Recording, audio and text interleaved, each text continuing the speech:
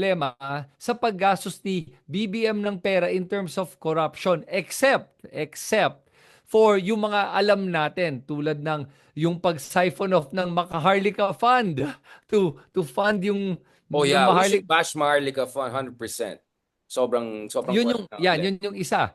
Pangalawa, yung pag-siphon off ng pera from PhilHealth. Totoo naman. Pero saan napupunta yon? Did they corrupt the money? Did they put it in there to line their pockets or the pockets of their cronies? I don't know. But different naman yung nakita mo yung isa, harap-harapan ginagawa yung mga anomalya sa accounting nila. That's where the story is eh. This one was realigning budgets. Is that So basically, corruption? you're saying No. walang piatos, Mary Grace yung kabila. Oh sure. Oh, sure you can say that. Why not? Because yung kay Sarah, kitang-kita mo may kupit factor yan eh. May factor na hindi mo alam talaga saan napunta yung pera. Hindi naman yun yung sitwasyon dito with BBM eh. And by the way, may mga nagsasabi sa akin BBM supporter ako. Hindi ako BBM supporter. Yeah, you, God, you just farthest said from... Maharlika Fund is dodgy, which I agree with. We have been Yeah, very consistent attacking yes. the Maharlika Fund. Yeah. Yes, but what the difference is, the Maharlika Fund is them doing it to be able to show na oh meron tayong wealth fund. It's an ego thing. I don't know if it was really meant to be let's take all the money and run with it. It was really going to be invested. So wala pa naman tayo nakikita to question whether it was really going to invest it properly or not. But I do know that the fees, legal fees of 2%, which any asset manager gets, 2% annual, is going to be a reward for the loyal supporters of BBM. Kasi at 125 billion, that is 2.5 billion a year that's gonna be paid to that board of Maharlika. So, yun yung nakikita ko. Is that corruption or not?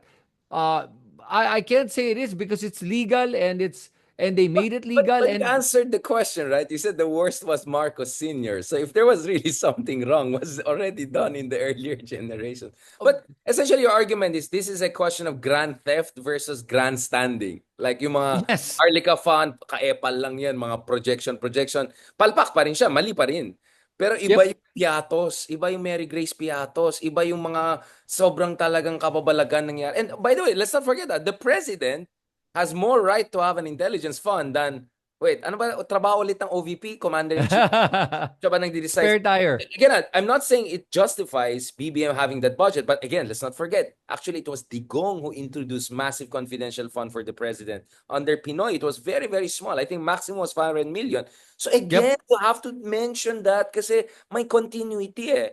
Anything bad Yes. under BBM is actually continuation of Duterte, except may plus Yes. element ng Dutertes. They always have a plus element. So you should not forget that and overlook that. Yun lang naman ang argument ko eh. Wala naman akong disagreement dun sa may Ah, mga anomalya or kababalakan sa BBM so budget. maganda bagitin mo na lang kay Shelo when you talk to her that Shelo, I guess the point lang and I want to make this point ano that don't look at things in a bubble. You have to look at everything in context, in its wholeness. You have to look at everything with all the nuances. Hindi pwedeng you look at something isolated kasi when you do that, you're missing the context of the bigger picture where this all is about. It's not, oh, hey, this is the worst budget. How is it the worst budget? I mean, that is debatable. Did they But say that? So, sorry bro, kasi the only reason I mentioned Chelo lang is because I'm gonna talk to her soon. And some people thought na siyang pinapatamaan ko. But my point was more general. I don't watch them. So sorry, I just don't. So did they really say this is the worst ever? As in now, like okay. ever? Let, Sorry, I don't know let, that, let, so I cannot judge. Yeah, let me, I let me rephrase that. Shelo yeah, I think said we this have is to the be most, fair because we are mentioning friends. We just have to be because yeah. I don't know that honestly. Yeah.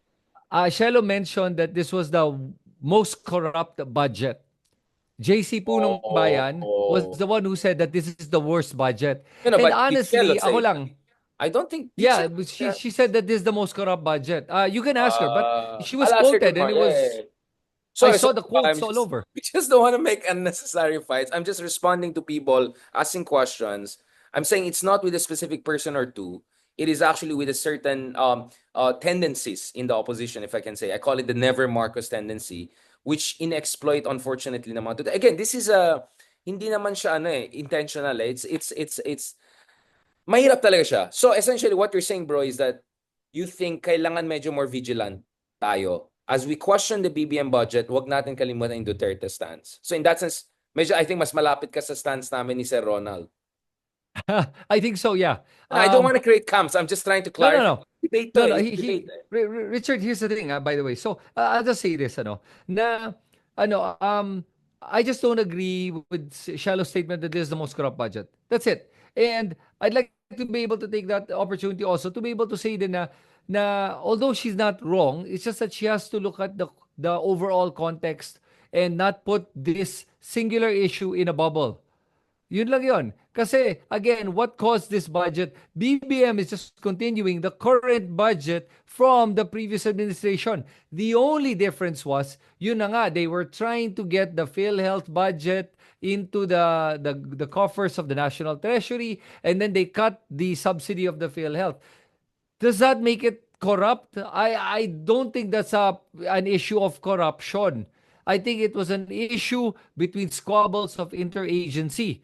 It doesn't mean they're corrupt. It's just that means that there's things that they're not getting along with. And by the way, I actually think that PhilHealth head should be kicked out because of how messed up he handles PhilHealth. Yun lang yun. So in that Okay. So aspect, we're also slightly different then, because I'm actually a bit more critical on the budget issue, and I felt may mga forced error na nangyari, especially with BBM admitting na he has to look at it again, he has to veto it, ganon. So may parang admission na siya na may pagkakulang. But again, this is nice. I love it. This is a good conversation. We are a spectrum, right? We're all in the same side. We all want a better country.